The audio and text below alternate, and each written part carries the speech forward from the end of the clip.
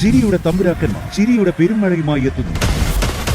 Fun baby fun August 30 മുതൽ ശനി ഞായർ ദിവസങ്ങളിൽ രാത്രി 8 മണിക്ക് നമ്മുടെ സൂര്യ ടിവിയിൽ.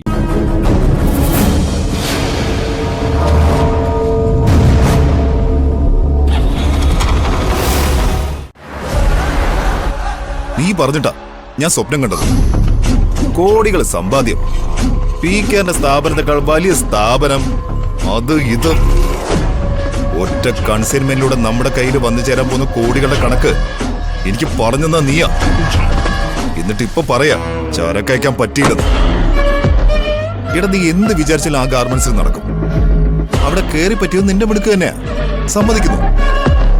എന്നിട്ട് നക്കാപ്പിച്ച ശമ്പളം വാങ്ങുന്ന മണ്ടന്മാരെ ലേബേഴ്സിന്റെ കണ്ണ് വെട്ടിക്കാൻ നിനക്ക് കഴിഞ്ഞില്ലെന്ന് പറഞ്ഞ നിനക്ക് വെറും ഡയലോഗി മാത്രമല്ലേ അറിയൂ. നിന്നെ കൊണ്ട് ഒന്നിനും കൊള്ളില്ലെന്നല്ലേ അർത്ഥം. ഗാർമെന്റ്സിൽ നിന്ന് പുറത്തു പോകുന്ന കൺസൈൻമെന്റിലെ ഈ ഒന്നിനും കൊള്ളാത്തവൻ ചരക്ക് തിരികെ കയറ്റിയതിന്റെ ഗുണം കൊണ്ടാ നിന്റെ കയ്യിൽ 10 കാശ് വന്നത്. നീ ലക്ഷറി കാറിൽ ഇപ്പൊ പരക്കം പായുന്നില്ലേ? അത് നീ നിന്റെ ബുദ്ധി ഉപയോഗിച്ച് സമ്പാദിച്ചതൊന്നുമല്ല.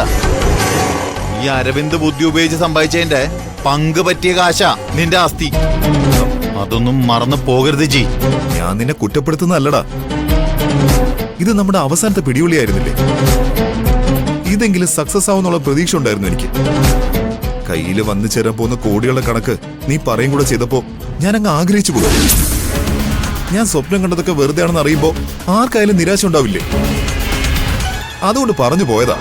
അരവിന്ദിന്റെ പിടിപ്പുകേട് കൊണ്ട് തോറ്റുപോയതല്ല, കുടുംബത്ത് കയറ്റാൻ കൊള്ളാത്ത 3 പേരും കൂടി എന്നെ തോപ്പിച്ചതാ. അല്ല, അവരെന്ത് ചെയ്തെന്നാ? പറഞ്ഞു കൊടുക്ക്. തുണികളിൽ ചരക്കൊളിപ്പിക്കാൻ വന്നിട്ട് നിങ്ങൾ അവിടെ എന്തൊക്കെയാ കാട്ടിക്കൂട്ടിയത് പറഞ്ഞു കൊടുക്ക്. ഇവരുടെ ആരെയും കള്ളും കുപ്പിയാണെന്ന് ഞാൻ അറിഞ്ഞോ? അവിടെ ഇരുന്ന് കള്ളു കുടിച്ചതും പോരാഞ്ഞിട്ട് ആ പാർവതിയില്ലേ, നമ്മളെ തൊലച്ചു കളഞ്ഞവള്, അവളോട് ഇവര് മോശമായി പെരുമാറിയെന്ന് ആ ഒരൊറ്റ കാരണം കൊണ്ടാ പ്രിയനെ ഇവരെ കൊണ്ട് പാക്ക് ചെയ്യിപ്പിക്കേണ്ടിരുന്നത്. നമ്മുടെ പ്ലാൻ മൊത്തം നശിപ്പിച്ചത് ഈ 3 എണ്ണം കൂടിയാ. 4 എണ്ണം കൊടുത്ത് പറഞ്ഞു വിടറ എല്ലാത്തിനെ. വേണ്ട, യുവമാർക്ക് കൊടുക്കേണ്ടത് ആ പ്രിയൻ തന്നെ കൊടുത്തിട്ടുണ്ട്. ഇനി നമ്മളും കൂടി കൈവയ്ക്കണ്ട. പെട്ടെന്ന് വിളിച്ചാ എന്തിനാന്ന് ചോദിക്കാണ്ട് ഓടി വരുന്നവരാ. അവനെ ഞങ്ങൾ നോട്ടം വെച്ചിട്ടുണ്ട്. അവനെ ഞങ്ങളുടെ കയ്യിൽ കിട്ടും. നിങ്ങൾ ഞൊട്ടും. പ്രിയ നിങ്ങളുടെ കൈയും കാലും തല്ലുപിടിച്ചു വിടും. തരത്തിൽ പോയി കളിച്ചാ മതി. ഓടാ പോ പോ.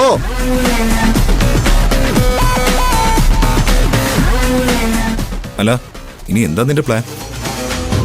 പ്രിയനും പാർവതിയിലും നിന്റെ പ്രശ്നം.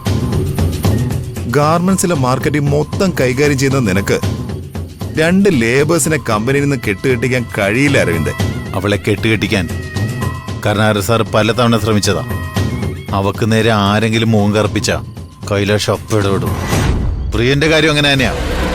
2 പേരും കൈലാഷിന്റെ പെറ്റാ. അവരെ കമ്പനിയിൽ നിന്ന് പുറത്താക്കുന്ന കാര്യം ചിന്തിക്കേ വേണ്ട. ഗാർമെന്റ്സിൽ ആധിപത്യം ഉറപ്പിക്കാൻ നിന്റെ മുന്നിൽ 2 വഴികളുണ്ട്.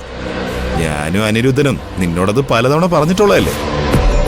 ഒരു വഴി നീ മുക്തയെ എത്രയും പെട്ടെന്ന് കല്യാണം കഴിക്കുക എന്നുള്ളതാണ്. നിങ്ങൾ 2 പേരും ഒത്തു ശ്രമിച്ച കമ്പനിയുടെ നിയന്ത്രണം നിങ്ങളുടെ കൈപ്പിടിയിൽ ഒതുക്കാൻ കഴിയും. അത് നടന്ന നമ്മളോട് സഹകരിക്കുന്നവരെ മാത്രം കമ്പനിയിൽ നിലനിർത്തിയാൽ മതി. ഞാൻ ശ്രമിക്കുന്നുണ്ടെന്ന് നിനക്കറിയില്ലേ? എനിക്ക് അവളെ കെട്ടിച്ചേരണമെന്ന് പറഞ്ഞാൽ അവളുടെ അമ്മ അവളെ ഇന്ന് തന്നെ എനിക്ക് കെട്ടിച്ചു തരുമോ? ക്ഷമയോടെ കാത്തിരുന്നേ പറ്റൂ. ക്ഷമയോടെ കാത്തിരുന്നാലേ നമ്മൾ തുറന്നു വെച്ച ഡ്രഗ് മാർക്കറ്റ് മറ്റുള്ളവരുടെ കൺട്രോളാവും. കമ്പനിയെ കൈപ്പിടിയിൽ ഒതുക്കാനുള്ള മറ്റൊരു വഴി കൈലാഷിനെ ഇല്ലാതാക്കൂ എന്നുള്ളതാണ്. കൈലാഷ് ഇല്ലാതായ പിന്നെ PKR കമ്പനിയിലേക്ക് തിരിഞ്ഞു നോക്കുക പോലും ഇല്ലടാ. അതിന്റെ റിസ്ക് നീ ഒന്ന് ആലോചിച്ചു നോക്ക്. കൈലാഷ് ഒരു 4-കിട പ്ലാറ്റ്ഫോം കച്ചവടക്കാരനല്ല മോനെ. റിസ്ക് എടുത്തവരെ ലൈഫിൽ വിജയിച്ചിട്ടുള്ള